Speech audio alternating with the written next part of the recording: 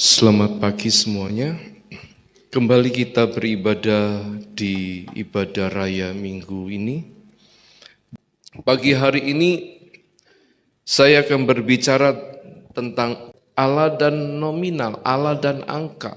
Kenapa ini menjadi perhatian saya hari-hari ini, belakangan ini? Karena manusia, khususnya orang Kristen, mulai mempermasalahkan masalah angka. Mulai mempersoalkan secara sensitif masalah jumlah, masalah nominal. Dan ini terus berkembang sampai ke dalam pemikiran-pemikiran sehari-hari. Kalau kamu cari pekerjaan, pilih pekerjaan yang gajinya besar, jangan yang kecil. Itu masalah nominal. Orang tua lebih setuju anaknya bergaul dengan anak orang kaya daripada bergaul dengan anak orang biasa-biasa tapi baik. Tidak mau orang tua. Orang tua murid memilih sekolah anak-anak yang kumpulannya orang-orang the have, middle top daripada middle lower, saudara. Itu juga dipengaruhi oleh pemikiran angka. Lihat saudara. Pergerakan pola pikir ini terus berkembang sampai ke dalam kehidupan sehari-hari. Sehingga manusia modern masuk ke dalam pemikiran orang Kristen yang katanya anak raja, anak Tuhan. Masuk dalam pemikiran gereja Tuhan. Gereja dibagi jadi dua, gereja besar dan gereja kecil. Itu masalah nominal. Gereja yang besar itu pasti gereja yang diberkati Tuhan. Kalau hidupmu sebagai orang Kristen, selama jadi orang Kristen tidak next level, tidak naik level, berarti ada sesuatu yang tidak beres. Berarti kamu kurang berkat, kurang kasih karunia. Jadi sekarang berkembang pemikiran di kalangan orang Kristen, iman Kristen sendiri. Kalau kamu tidak kaya, berarti kamu bukan anak raja. Kalau kamu kurang berkat, berarti kamu jangan-jangan kamu itu kurang kasih karunia. Pemikiran ini terus berkembang, saudara. Sehingga orang Kristen mulai memanipulasi dirinya dengan berpikir, kalau aku diberkati Tuhan, aku harus tunjukkan lewat penampilan. Apa harus begitu? Ada satu ayat dalam Perjanjian Baru mengatakan begini. Secara lahiriah kamu beribadah, tetapi kamu memungkiri kekuatanmu sendiri. Saudara tahu enggak arti ayat itu apa? Secara lahiriah, secara kasat mata, orang melihat engkau beribadah, tetapi engkau menipu kekuatanmu sendiri. Kekuatan yang dimaksud di sini apa? Nuranimu. Kamu tahu sebetulnya kamu tuh pelit. Kamu tuh sadar sebetulnya kamu tuh perhitungan. Kamu tuh sadar sebetulnya kamu tuh jauh dari Tuhan. Tapi kamu selalu mencari kambing hitamkan orang lain. Seolah-olah kamu yang benar, orang lain yang salah.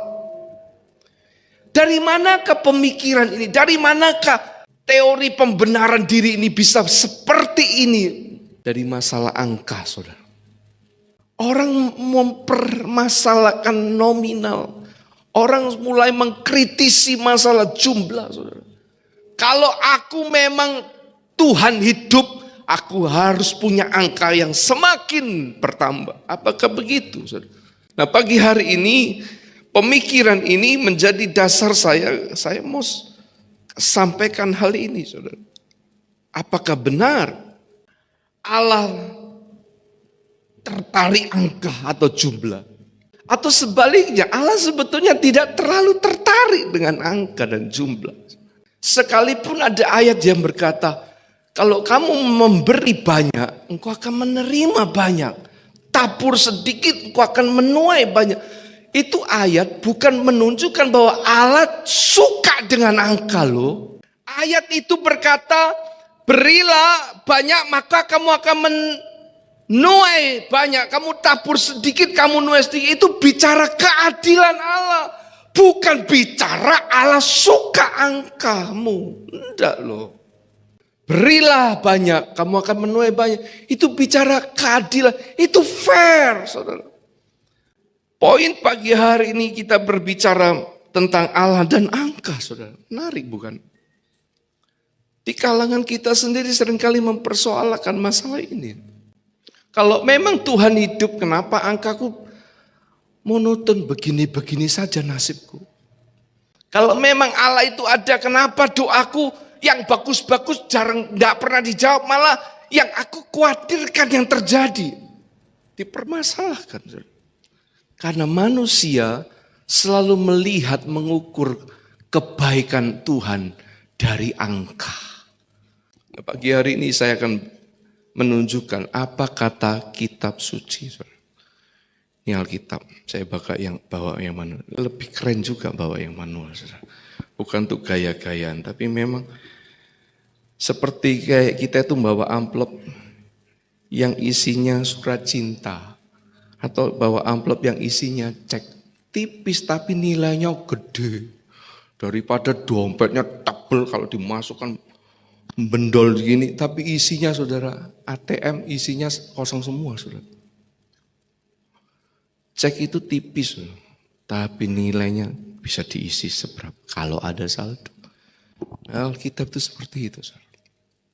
Apa kata Alkitab tentang angka pagi hari ini? Pertama, ayo dibuka. Saya coba membuktikan lewat sejarah dulu, saudara. Sejarah membuktikan bahwa mayoritas angka besar atau nilai besar membuat manusia menjadi egois.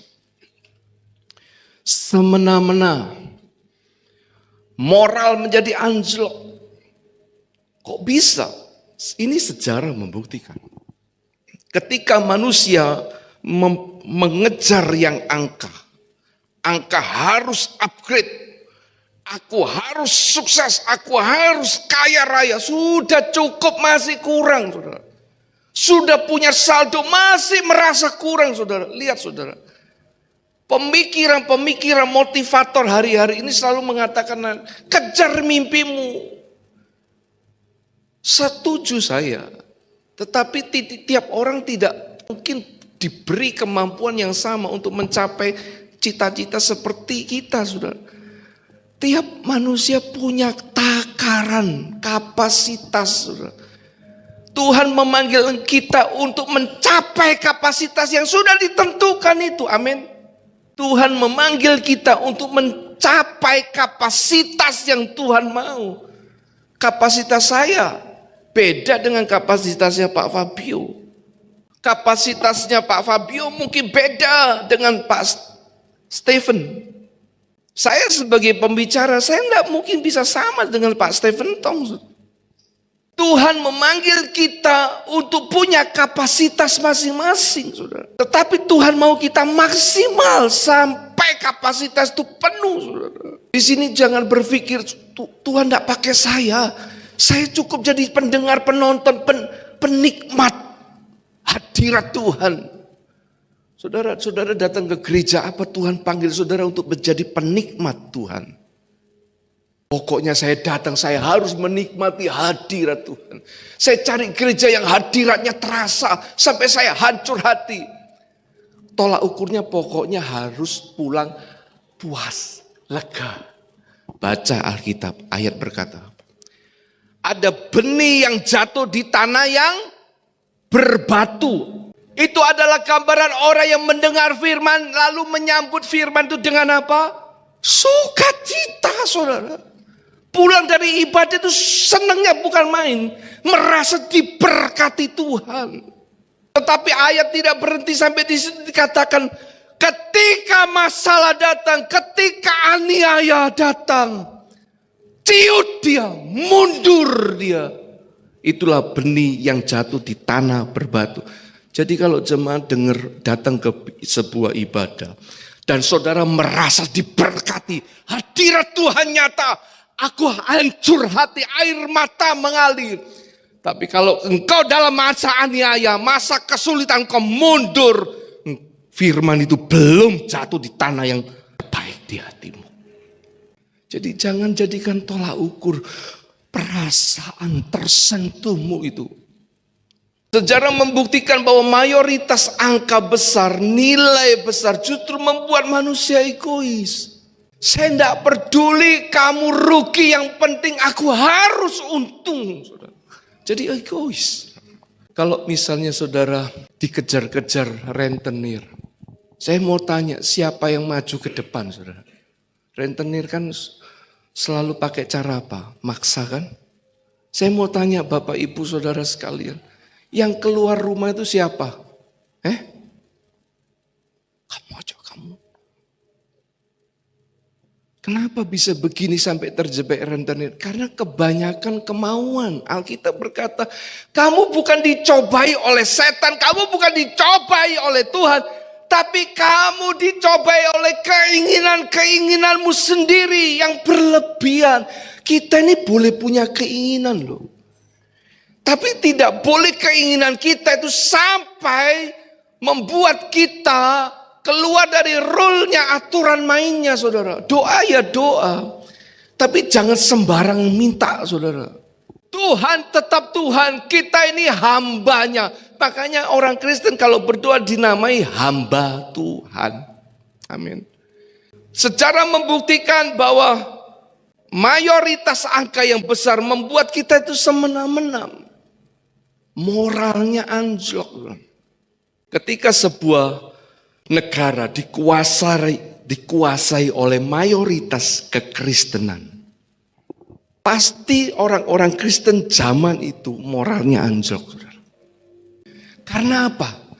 Karena serba enak, serba dicukupi, tidak ada tantangan, tidak ada masalah, tidak ada tekanan, tidak ada aniaya. Sehingga orang Kristen akhirnya hidupnya seenaknya. Beda kalau misalnya orang Kristen ada di satu negara yang teraniaya, saudara. Orang Kristennya itu tahan bantingan semua, saudara. Nggak makan, nggak masalah. Yang penting masih bisa menyembah Tuhan. Bahkan saya pernah lihat videonya, orang itu dianiaya, orang Kristen dianiaya. Kok enggak pernah mikir ya untuk pikir, saya tak nyangkal sebentar, nanti saya tak tobat seperti Petrus.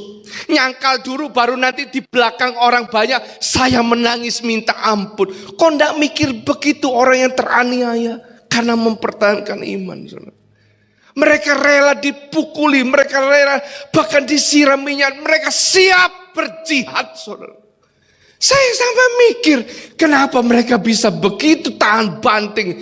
Sementara orang Kristen di kota, terlambat tidak dapat kiriman, terlambat tidak ada makanan, mulai protes, terlambat tidak ada perhatian, mulai mengeluh. Kenapa bisa beda begini, saudara? Orang yang Kristen kalau ada di tengah-tengah tekanan, dia jadi berkualitas. Justru kekristenan kalau menjadi mendominan di sebuah komunitas, sebuah daerah, bahkan sebuah negara, kekristenan menjadi anjlok moralnya. Ini fakta pertama.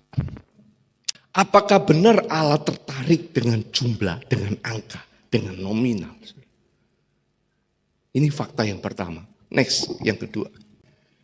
Tuhan pernah bilang, setiap perkara kecil lebih penting dari perkara yang besar dulu. Coba kita buka ya ayat ini. Lukas 16 ayat 10. Demikian firman Tuhan. Barang siapa setia dalam perkara-perkara kecil, ia setia juga dalam perkara-perkara besar. Dan barang siapa tidak benar dalam perkara-perkara kecil, ia tidak benar juga dalam perkara-perkara besar. Ayat ini sering kita baca bukan?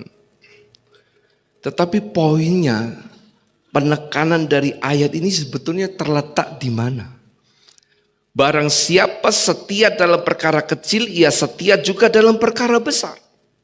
Dan barang siapa tidak benar dalam perkara kecil, ia tidak benar juga dalam perkara besar. Poinnya dari ayat ini adalah Tuhan sedang menaruh perhatian pada hal yang kecil, saudara, bukan hal yang besar. Itu poinnya dari ayat ini. Memang ditafsirkan ayat ini adalah bicara tanggung jawab, betul.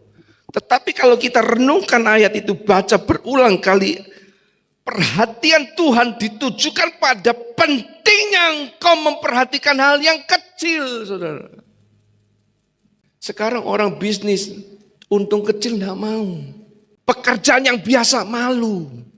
Jadi pembicara firman ini serba repot, saudara. Bisnis sedikit dirasani, saudara. Enggak bisnis dianggap makan uang jemaat, saudara. Serba salah kan? Tetapi pagi hari ini saya tidak bicara kehidupan hamba Tuhan dan bisnis hamba Tuhan itu lain konteks. Saya sedang bicara bahwa Tuhan Yesus sendiri sedang menaruh perhatian pentingnya hal yang kecil itu.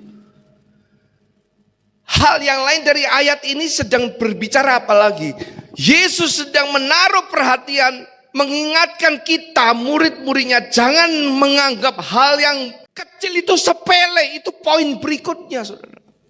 Jangan pernah engkau menganggap remeh hal yang biasa. Tapi di mata Tuhan itu serius loh. Berapa kali kita ini hidup kita ini betul-betul dikendalikan pola pikir, pola rasa kita, hal-hal kecil, hal-hal biasa, hal-hal sepele. Sering kita abaikan nurani kita bicara. Jangan, kita cuek. Jangan, kita biarkan, kita langgar. Kita anggap alah cuma gitu aja. Makanya ayat ini selalu diingatkan Roh Kudus ke saya. Jangan membiasakan diri meremehkan hal-hal yang kecil, hal-hal yang biasa, hal-hal yang sepele. Jangan.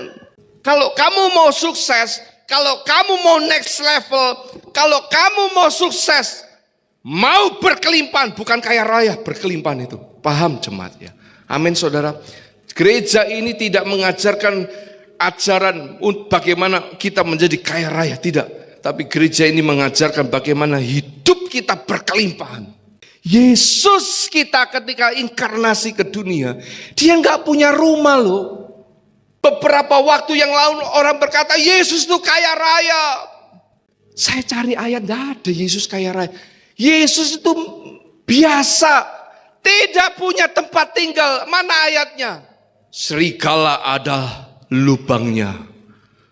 Burung ada sarangnya, tapi aku anak manusia tidak punya tempat untuk meletakkan kepalanya. Yesus ketika jadi manusia, pemimpin kita, the leader kita, saudara, juru selamat kita, ketika jadi darah dan daging, dia bukan orang kaya. Tapi dia pernah berkata, kalau kamu tinggal di dalam aku, kamu akan menghasilkan buah, dan buahmu itu berkelimpahan, saudara. Lalu apa kaitannya berkelimpahan dengan kaya raya? Tidak ada sebetulnya. Kalau engkau hari-hari ini sukses secara materi, itu cuma bagian, tapi bukan itu tujuan utama Tuhan. Dengar baik-baik, ini banyak sudah pengusaha-pengusaha muda. Dulu sekolah minggu remaja, kamu sekarang sudah mulai berusaha bisnis, sudah mulai sukses. Saya ingatkan, kalau kamu sukses itu punya tanggung jawab loh. Tanggung jawabnya apa kok? Memberi lebih baik lagi.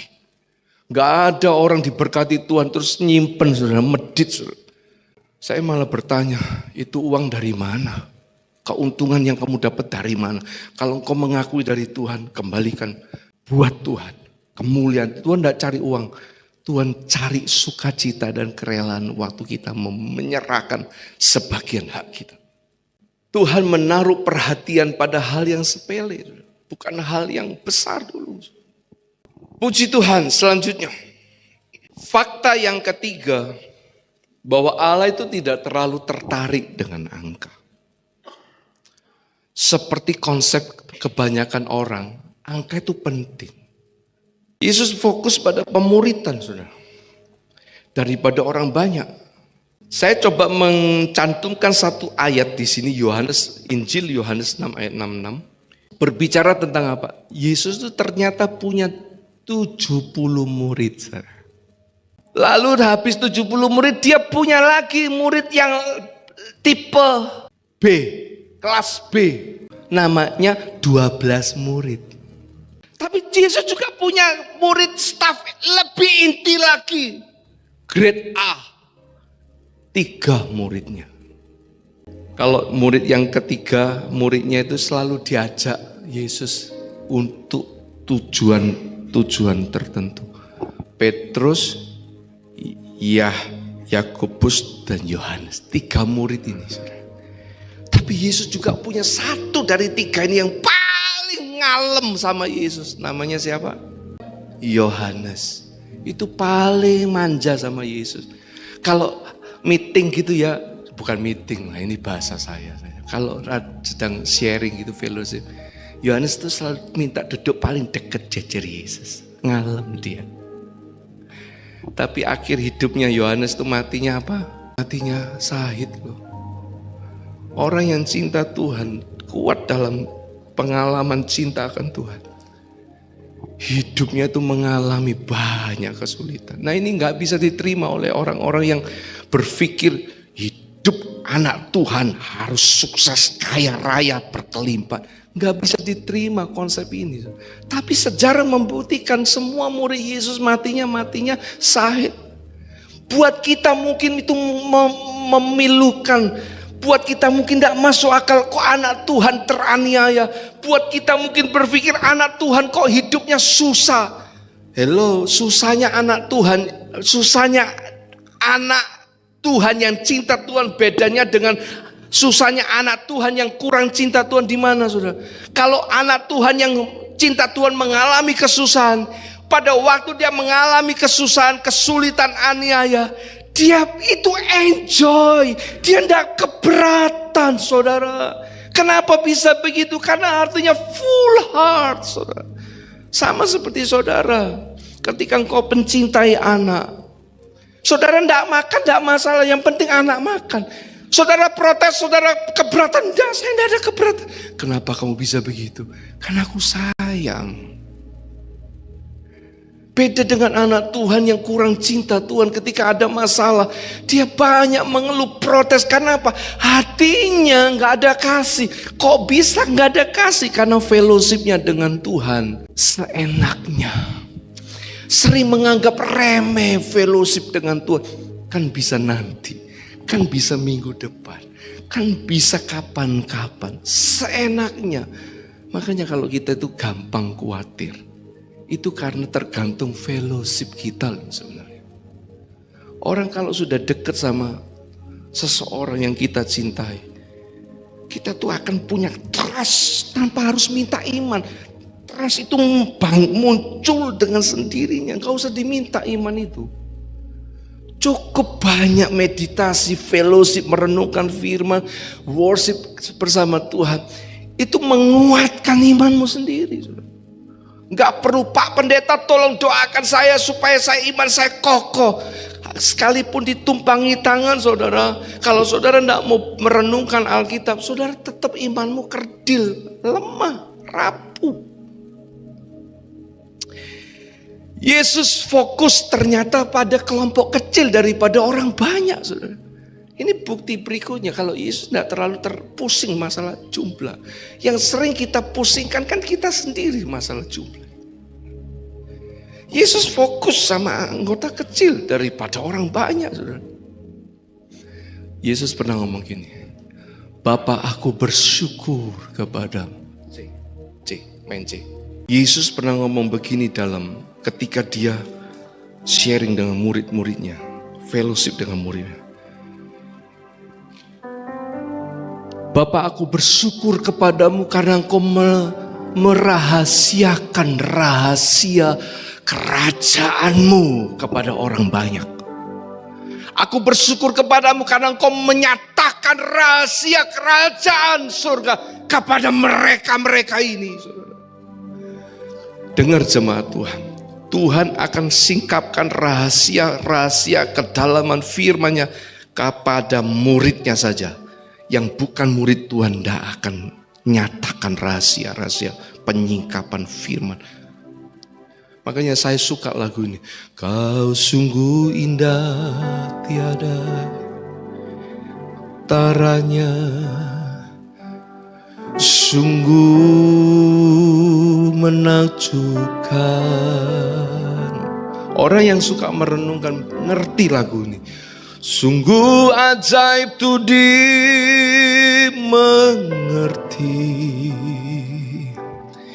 lebih dari semua yang ada.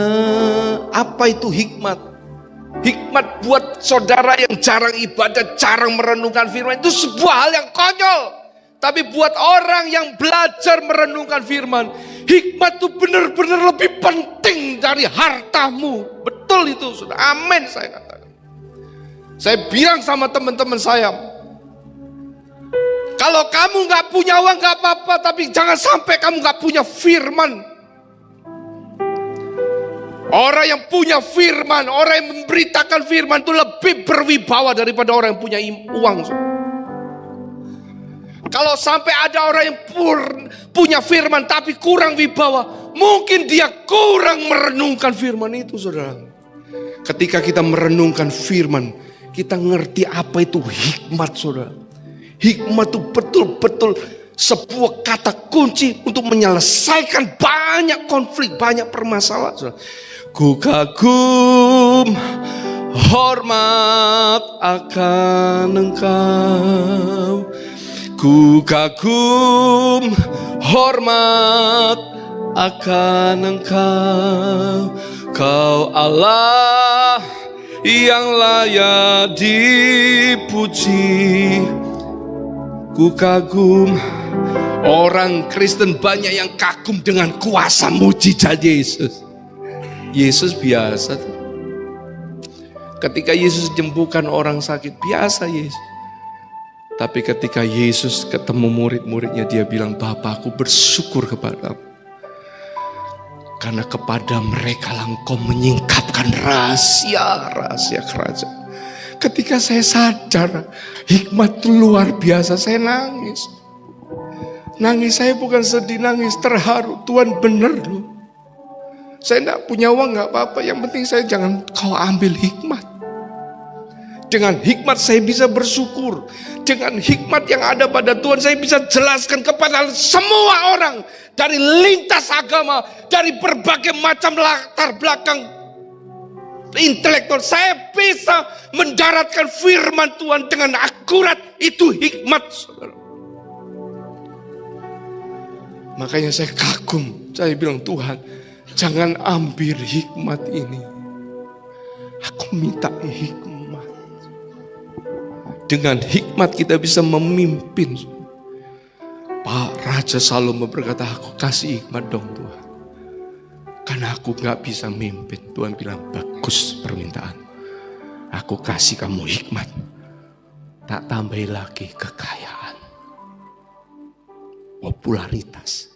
Tapi sekali lagi ketika manusia kena popularitas, kena dengan nominal yang banyak, apa yang terjadi? Hancur, saudara, moralnya Salomo, saudara.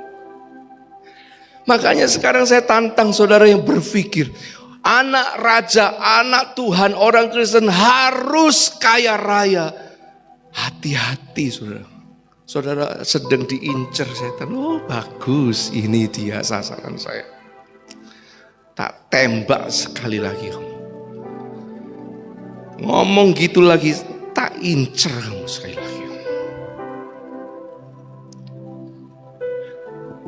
Puji Tuhan. Next.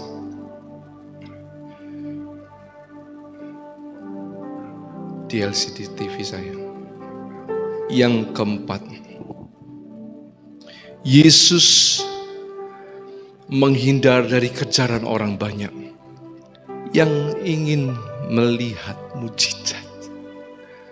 Sama seperti generasi kita nih sekarang, bukan? Gereja itu suka lihat sesuatu yang supranatural. Habis lihat mujizat, apakah hatimu cinta Tuhan? Tidak. Belum tentu. Terima mujizat itu sama seperti saudara susah, kurang uang, lalu ada orang kasih engkau uang. Saudara seneng. Habis engkau seneng terima uang untuk bayar utang-utangmu. Saya mau tanya saudara, cinta enggak sama orang yang kasih saudara uang itu? Belum tentu, saudara. Makanya Tuhan Yesus tidak terlalu menekankan mujizat, saudara. Gereja karismatik terus mengobarkan statement ini bahwa mujizat masih berlaku. Saya katakan yes dan amin, mujizat masih berlaku. Tetapi fokus Tuhan terhadap gerejanya tidak lagi menitik beratkan pada mujizat, pentingnya mujizat. Fokus Tuhan terhadap gerejanya adalah mempersiapkan kita masuk dalam pesta kawin anak domba. Lewat apa? Bukan lewat mujizat, lewat pengajaran para rasul, lewat kitab-kitab sucinya para rasul, saudara. Jemaat mula-mula, gereja yang hidup, contohnya bukan gereja A, B, C. Gereja yang benar, gereja yang hidup harus kembali pada Kisah Rasul pasal 2. Itulah gereja yang benar. Tolak ukur gereja yang benar dan hidup itu di Kisah Rasul pasal 2, saudara. Jemaat satu sama lain saling berbagi, saudara. Hidup dalam kasih. Gak ada yang merasa paling menonjol. Begitu aja menonjol langsung dihakimi oleh kuasa kasih itu. Saking kuatnya kasih di antara jemaat mula-mula itu, dosa gak bisa masuk, saudara. Kenapa gereja bisa kemasukan dosa, kemasukan ajaran sesat? Karena kasihnya sudah dingin, saudara. Kasih itu yang memproteksi gereja Tuhan untuk tetap menjadi hidup dan berkualitas, saudara. Yesus menghindar dari kejaran orang banyak karena Yesus tidak terlalu pentingnya mujizat. Mujizat itu hanya untuk orang-orang yang belum diberitahu, belum punya hikmat untuk mengerti rencana Allah. Allah kasih mujizat supaya mereka melihat bahwa keselamatan tinggal sedikit lagi, sudah dekat di matamu. Tinggal kamu mau percaya atau tidak. Tujuan Yesus melakukan banyak praktek mujizat pada zamannya itu supaya orang-orang melihat bahwa keselamatan sudah dekat. Tinggal kamu percaya, kamu diselamatkan. Setelah diselamatkan, fokusnya Yesus bukan lagi orang itu harus terima mujizat terus seperti itu, sakit disembuhkan. Bukan itu lagi. Fokusnya adalah kedewasaan, pengenalan akan Tuhan secara utuh, saudara. Gereja kita harus sadar, kita boleh terima mujizat, kita boleh merindukan mujizat, tapi ingat bukan itu utamanya kita untuk menjadi dewasa. Kita bisa dewasa kalau kita membuka hati untuk pengajaran-pengajaran yang penting. Ajaran-ajaran pokok, kata surat Timotius, Paulus kepada Timotius, ajarkan jemaat itu dengan ajaran-ajaran pokok. Bahasa Inggrisnya ajaran pokok itu adalah doktrin. Saudara, kita tidak mungkin bisa kenal Tuhan secara utuh di luar doktrin, tidak mungkin. Sekarang gereja musimnya pengkhotbahnya semua pelawak semua. Saya lihat dikirimi teman, dikirimi orang pengkhotbah-khotbah yang stand up comedy. Saya bingung, kamu itu sebetulnya mau ngajarkan apa toh? Jemaat senang sekali ketawa. Saya bingung. Kira-kira yang model seperti ini bisa nggak ya ketemu Tuhan?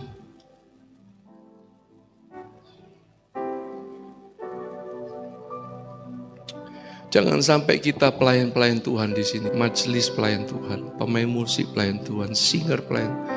Jangan sampai berlaku ayat Matius 7. Aku gak mengenal engkau dulu. Tuhan, aku kan pelayanan. Aku kan khotbah, aku kan bikin mujizat. Aku bahkan bernubuat, ngajarin orang, melatih orang untuk berdoa dan bernubuat. Tapi Yesus bilang, aku akan terus terang, aku gak kenal kamu. Ngeri. Saudara, ikut Tuhan bukan hal yang gampang. Ikut Tuhan itu hal yang serius. Makanya kita terus berjuang. Kita diberi Roh Kudus supaya kita terus termotivasi. Next. Yang kelima, bukti yang kelima, Allah apakah tertarik dengan angkamu? Tuhan menaruh perhatian terhadap janda yang memberi dari kekurangan. Dari kekurangan, ini bicara angka, nominal. Daripada orang kaya yang cenderung memberi banyak. Lucu gak, saudara? Siapa bilang Tuhan tuh suka angka? Enggak, ternyata saya renungkan enggak. Justru cerita tentang Lukas di Lukas 21 ini jelas Tuhan tuh menaruh perhatian kepada orang-orang yang biasa, tapi punya hati yang ingin memberi yang lebih baik. Allah tidak lihat angka, Allah lihat cara kita memberinya. Tuhan menaruh perhatian terhadap janda. Orang kaya seringkali menguasai organisasi. Orang kaya seringkali menguasai suatu daerah. Orang kaya seolah-olah menguasai pemerintahan, ngatur lewat lembaga-lembaga tertentu untuk bikin aturan-aturan yang menguntungkan bisnisnya. Makanya Yesus bilang, dan pagi ini saya ulang di mimbar ini, lebih mudah kepala onta masuk ke lubang jarum daripada orang kaya masuk surga. Saya ganti orang kaya, lebih mudah kepala onta masuk ke lubang jarum daripada pengusaha masuk surga. Tersinggung gak saudara? Yang ngomong Alkitab bukan saya. Saya sendiri juga kaget waktu membaca ayat itu. Lebih mudah onta masuk lubang jarum itu sudah gak mungkin. Saudara. Tapi kenapa Yesus ngomong kayak gitu? Lebih gak mungkin lagi pengusaha masuk surga. Saya renungkan kok kenapa pengusaha sulit masuk surga. Saya baru sadar. Karena sepak terjangnya orang kaya dalam berbisnis banyak merugikan saudara. Menciptakan bisnis yang merugikan. Lihat raksasa farmasi saudara. Dia kelihatannya sebagai penolong, tampil di hadapan manusia. Inilah aku yang bisa menciptakan pertolongan, nolong sakitmu. Tapi dia juga menciptakan virus. Banyak ide-ide pengusaha yang tidak sesuai kemauan Tuhan. Dipaksakan, diciptakan ide itu, direalisasikan demi meraup keuntungan. Jahat gak? Gak peduli kamu mati, yang penting saya untung. Jadi rentenir juga sama, sudah tahu orang ini gak mampu, bukan gak bertanggung jawab. Dia betul-betul bangkrut tapi tidak peduli, bayar kamu. Seperti cerita Yesus soal pengampunan. Ketemu di jalan, hei kamu punya utang loh ya. Utangnya itu cuma 500.000. Bayar kamu. Kurang ajar kamu, sudah saya kasih waktu gak mau bayar. Kelihatan temannya yang lain, dilaporkan ke raja. Raja yang marah. Kemarin dia utang 50 M, itu terjemahan aslinya. 50 miliar itu hamba yang jahat. Ketemu temennya, sahabatnya cuma utang 500.000, ditagih. Yang 50 M-nya raja bebaskan. Lihat selisihnya begitu jauh. Itu orang cinta uang. Raja marah banget. Rentenir kadang-kadang bisnis pekerjaan rentenir juga kadang-kadang harus doa dulu. Apa harus cara-cara seperti itu? Loh kalau caranya enggak gitu saya bangkrut, terserah. Kalau engkau melegalkan banyak hal, siap-siap engkau berhadapan dengan Tuhan. Allah akan membuat perhitungan seperti engkau buat perhitungan. Tuhan menaruh perhatian. Next 6.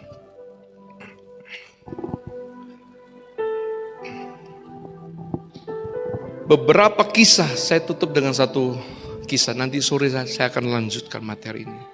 Jadi saudara bisa lanjut dengarkan lewat YouTube pelajaran ini nanti sore.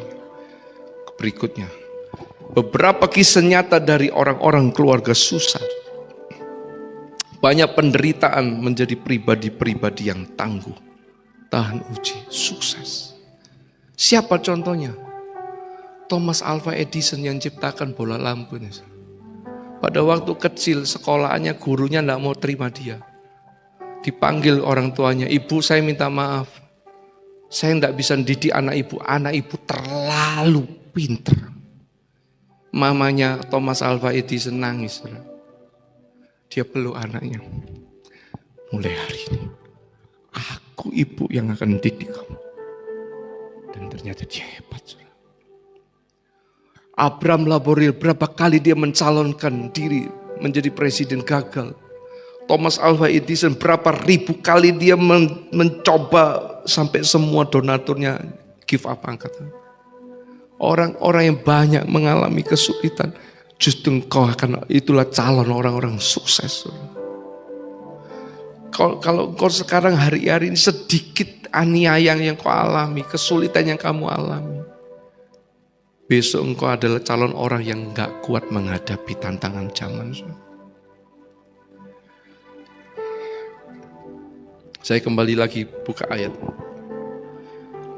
Lukas 16, ayo kita buka. Lukas 16.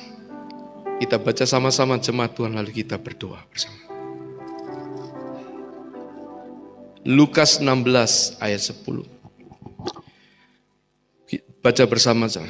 Lukas 16 ayat yang ke-10.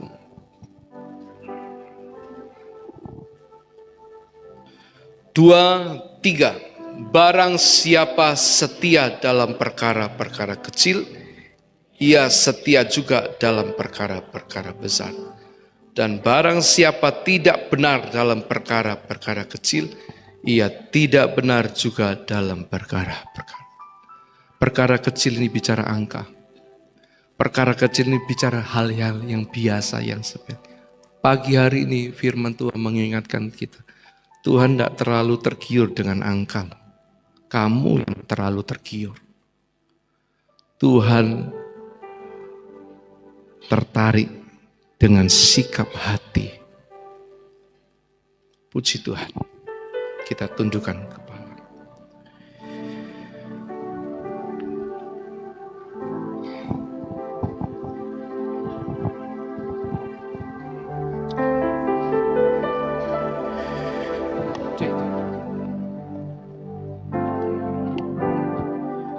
Ku di tanganmu. Mari kita berdiri bersama-sama. Ku di hatimu, di pikiranmu, di rencanamu. Tak pernah ku sendiri. Buka hatimu dan pujikan pujian ini. Ku di tanganmu, ku di hatimu, di pikiranmu, di rencanamu. Tak pernah ditinggalkan. Angkat suara jemaat semuanya. Ku di tanganmu. Angkat hatimu, angkat suaramu. Ku di hatimu, di pikiranmu, di rencanamu. Tak pernah ku sendiri. Ku di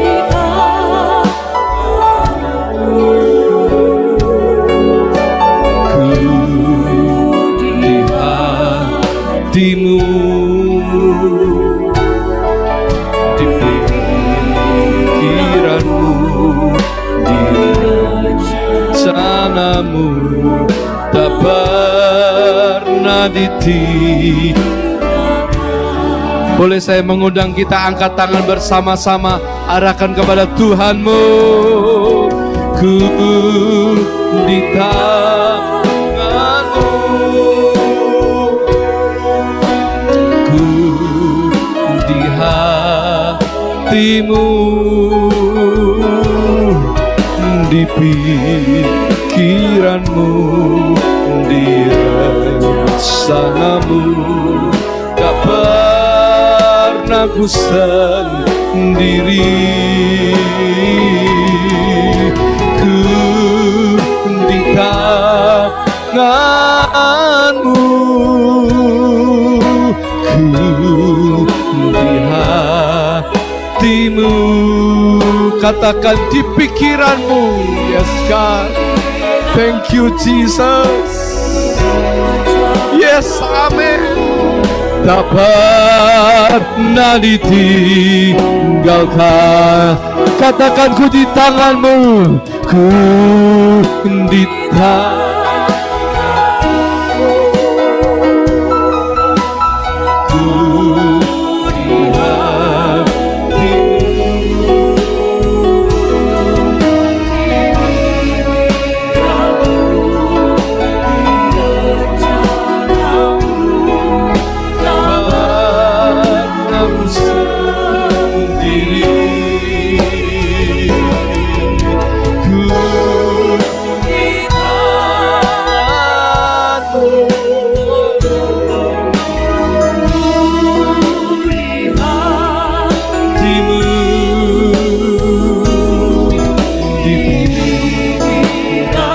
Yes God, rencanamu pernah diti. Katakan dengan keyakinan di pikiranmu, di pikiranmu, di rencanamu tak pernah ditinggalkan. Jemaat Tuhan, pagi hari ini tugas saya hari ini menguatkan saudara. Kalau ada yang pagi hari ini hatimu gelisah, hatimu lemah imanmu, saya ajarkan pagi hari ini, nyanyi lagu ini, paksa tanganmu terangkat. Saya masih lihat banyak dari saudara yang tangannya belum terangkat. Saya tidak ngerti motivasinya. Biasanya lagu ini kalau dinyanyikan tapi kita tidak mengangkat tangan, hatimu tuh penuh dengan rasa berat sebetulnya. Ada sangat mungkin hatimu dikuasai kekhawatiran yang begitu rupa, pertanyaan yang begitu banyak, sehingga hatimu sulit mengangkat wajah, sulit mengangkat pujian, sulit mengangkat tangan. Nah, pagi hari ini saya nggak pinter banyak, saya cuma minta saudara ikuti saja instruksi saya. Angkat tangan, rendahkan hati. Untuk mengangkat tangan di hadapan Tuhan itu butuh kerendahan hati memang. Pejamkan matamu dan angkat tanganmu dengan kerendahan hati Tuhan. Call your name. Panggil nama Tuhanmu. Dari hati yang paling dalam bilang, Yesus ini aku. Tuhan, mulutku mau kuajar itu berkata, aku milikmu. Mulutku akan kuajari untuk mengatakan, aku di tanganmu loh. Aku di pikiranmu loh Tuhan, ingat aku. Hikmat Tuhan akan turun atas kita sekali. Hikmat itu yang akan memimpin gereja ini harus kemana. Hikmat itu Tuhan akan memimpin engkau. Apa yang harus kau lakukan di saat kau buntu hari ini. Ora mata kaya se, ora mata kaya se, ora nana se. Sama setiap tangan ini, mereka milikmu, mereka murid-muridmu. Kau berjanji kau memberikan rahasia-rahasia kerajaan kepada setiap muridmu. Ora makaya say somebody. Yes God, yes God, yes Lord. Puji musik, pujikan pujian ini. Yes Lord. Belum mengakhir dalam penyembahan. Di bisik arabato.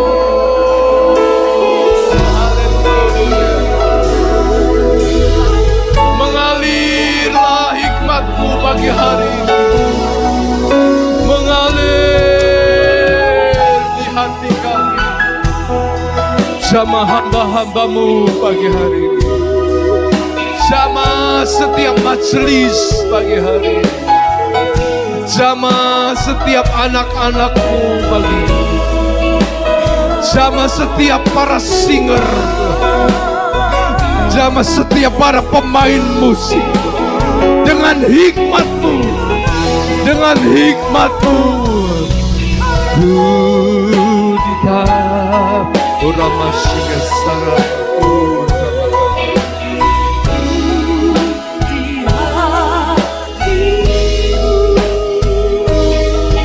di pikiranmu, di rencanamu tak pernah ku sendiri.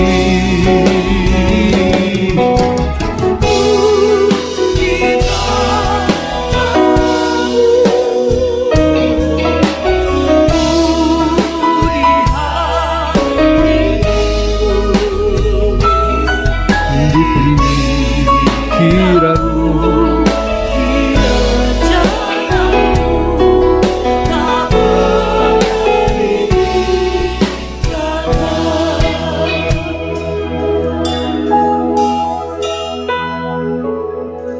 Pagi hari ini khotbah saya untuk saudara supaya jangan pulang dengan kecil hati lagi.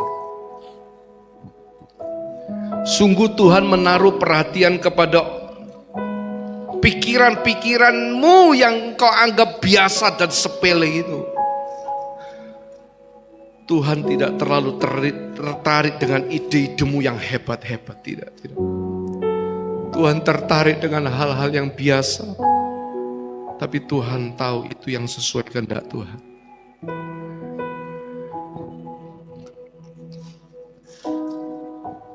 Sekarang naikkan doa jemaat Tuhan. Apa yang kau mau, naikkan doamu.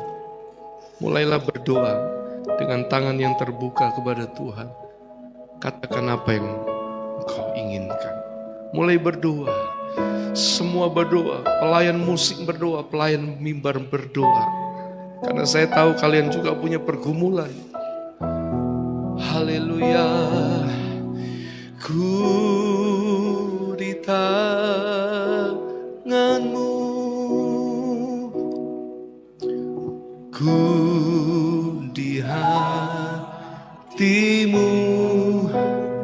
oh di pikiranmu, di rencanamu.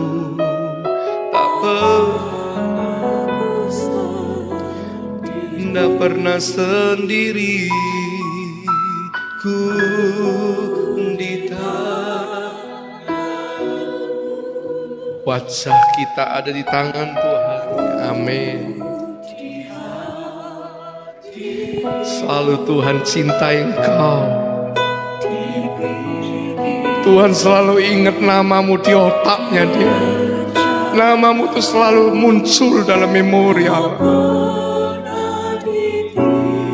Dia diam bukan berarti cuek, dia diam, dia peduli. Ku di tanganmu, ku di hatimu.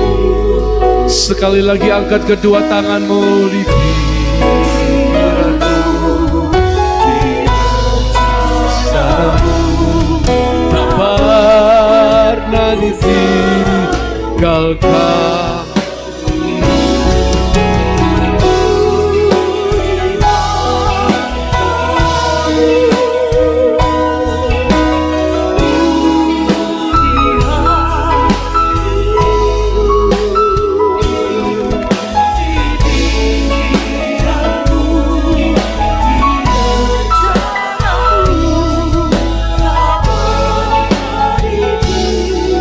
Tinggalkan, katakan di pikiranmu, di rencanamu. Tak pernah sekali lagi katakan di pikiranmu, di pikiranmu, di rencanamu. Tak pernah ditinggalkan.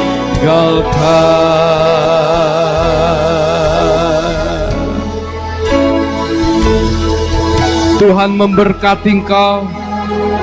Tuhan mendengarkan setiap doa-doamu. Tuhan ikut merasakan setiap jerih lelahmu, jerih payahmu, kesusahanmu, pergumulanmu. Dan pagi hari ini saya mau teguhkan hati saudara sekalian. Tuhan ikut peduli dan Tuhan mau menolong kau. Terimalah dengan percaya di dalam nama Tuhan Yesus. Amin.